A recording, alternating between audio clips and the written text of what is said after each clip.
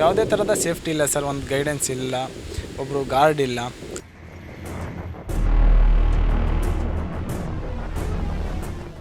ಯಾವುದೇ ಜೀವ ಆದರೂ ಹಾನಿ ಆದರೂ ಯಾರು ಸರ್ ಹೊಣೆಯಲ್ಲಿ? ಬಂದವರು ನಾವು ದೂರದಿಂದ ಬಂದಿರ್ತೀವಿ. ಮಲ್ಪೆ ಬೀಚ್ ಬಿಟ್ಟರೆ ಉಡುಪಿ ಜಿಲ್ಲೆಯಲ್ಲಿರುವಂಥ ಒಂದು ದೊಡ್ಡ ಬೀಚ್ ಆಗಿದೆ ಈಗ, ಹೆಸರುವಾಸಿಯಾಗಿದೆ.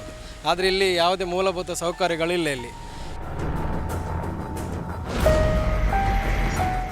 ಕರಾವಳಿ ಎಂದಾಕ್ಷಣ ನೆನಪಿಗೆ ಬರುವುದು ವಿಶಾಲವಾದ ಸಮುದ್ರ ತೀರ.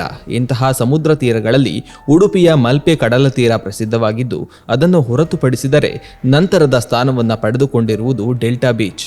ಆದರೆ ಇಂತಹ ಡೆಲ್ಟಾ ಬೀಚ್ನಲ್ಲಿ ಸುರಕ್ಷತಾ ಕ್ರಮಗಳಿಲ್ಲದೆ ಸಮಸ್ಯೆ ಎದುರಿಸುವಂತಾಗಿದೆ. ಡೆಲ್ಟಾ ಬೀಚ್ನಲ್ಲಿರುವ ಸಮಸ್ಯೆಗಳ ಕುರಿತು ಸ್ಥಳೀಯರು ಮತ್ತು ಪ್ರವಾಸಿಗರು ಏನಂತಾರೆ, ಈ ವಿಡಿಯೋ ನೋಡಿ.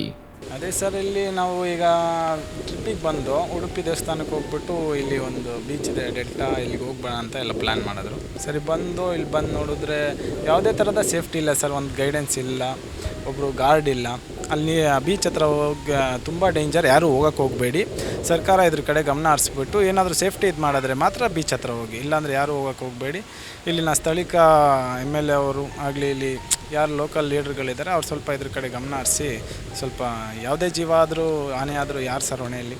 ಬಂದವರು ನಾವು ದೂರದಿಂದ ಬಂದಿರ್ತೀವಿ ಅಲ್ಲವಾ? ಸರ್ ನಮ್ಮ ಸ್ಥಳ KG ಟೆಂಪಲ್ ಅಂತ, ತುಮಕೂರು ಡಿಸ್ಟ್ರಿಕ್ಟ್. ಏನಿಲ್ಲ ಸರ್, ಏನಿಲ್ಲ, ನಥಿಂಗ್. ಹೌದು, ತುಂಬ ವೇವ್ಸ್ ಎಲ್ಲ ತುಂಬ ಜೋರಿದೆ ಸರ್ ಇಲ್ಲಿ. ಅದ್ರ ಹತ್ರ ಹೋಗ್ಲಿಕ್ಕಾಗಲ್ಲ. ಈಗ ಗೊತ್ತಾಗಲ್ಲ, ಏನೋ ಒಂದು ಇದಕ್ಕೆ ಹೋದ್ರೂ ಸ್ವಲ್ಪ ಯಾಮಾರಿದ್ರೂ ಕಷ್ಟ. ಈಗ ಮೊನ್ನೆ 3 ದಿನದಲ್ಲಿ ಒಬ್ಬರು ಸಾವಾಯ್ತಂತೆ, ಈ ಸ್ಥಳೀಕರು ಹೇಳಿದ್ದು.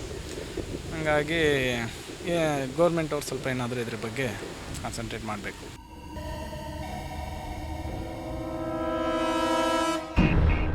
ಇಲ್ಲಿ ಇದೀಗ ಡೆಲ್ಟಾ ಬೀಚ್ ಅನ್ನೋದು ತುಂಬ ಪ್ರಸಿದ್ಧಿಯಾಗಿರುವಂಥ ಬೀಚು. ಮಲ್ಪೆ ಬೀಚ್ ಬಿಟ್ಟರೆ ಉಡುಪಿ ಜಿಲ್ಲೆಯಲ್ಲಿರುವಂಥ ಒಂದು ದೊಡ್ಡ ಬೀಚ್ ಆಗಿದೆ ಈಗ, ಹೆಸರುವಾಸಿಯಾಗಿದೆ. ಆದರೆ ಇಲ್ಲಿ ಯಾವುದೇ ಮೂಲಭೂತ ಸೌಕರ್ಯಗಳಿಲ್ಲ. ಇಲ್ಲಿ ನಮ್ಮ ಕರ್ನಾಟಕ ಆಗಲಿ, ಹೊರ ರಾಜ್ಯದಿಂದ ಆಗಲಿ ತುಂಬ ಜನ ಪ್ರವಾಸಿಗರು ಇಲ್ಲಿ ಬರ್ತಾರೆ ನೋಡಲಿಕ್ಕೆ. ಆದರೆ ಇಲ್ಲಿ ಒಂದು ಪಾರ್ಕಿಂಗ್ ವ್ಯವಸ್ಥೆ ಆಗಲಿ ಅಥವಾ ಒಂದು ವಾಶ್ರೂಮ್ ವ್ಯವಸ್ಥೆ ಏನೂ ಇಲ್ಲ ಇಲ್ಲಿ.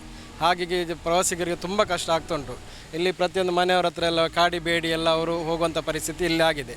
ದಯವಿಟ್ಟು ಇದನ್ನು ಒಂದು ಇಲಾಖೆಯವರು ಗಮನಕ್ಕೆ ತಗೊಂಡು ಆ ಒಂದು ವ್ಯವಸ್ಥೆ ಮಾಡಿಕೊಟ್ರೆ ಬಂದ ಪ್ರವಾಸಿಗರಿಗೆ ತುಂಬ ಅನುಕೂಲ ಆಗುತ್ತೆ ಅನ್ನೋ ಈ ಮುಖಾಂತರ ನಾನು ಹೇಳ್ತಾ ಇದ್ದೇನೆ. ನನ್ನ ಹೆಸರು ಗಣೇಶ್. ಇನ್ನಾದರೂ ಸರ್ಕಾರ ಮತ್ತು ಸಂಬಂಧಪಟ್ಟ ಅಧಿಕಾರಿಗಳು ಕೂಡಲೇ ಇಲ್ಲಿನ ಸಮಸ್ಯೆಗಳನ್ನು ಪರಿಹರಿಸುವ ಮೂಲಕ ಮುಂದೆ ಸಂಭವಿಸಬಹುದಾದ ಅನಾಹುತಗಳನ್ನು ತಪ್ಪಿಸಬೇಕಿದೆ.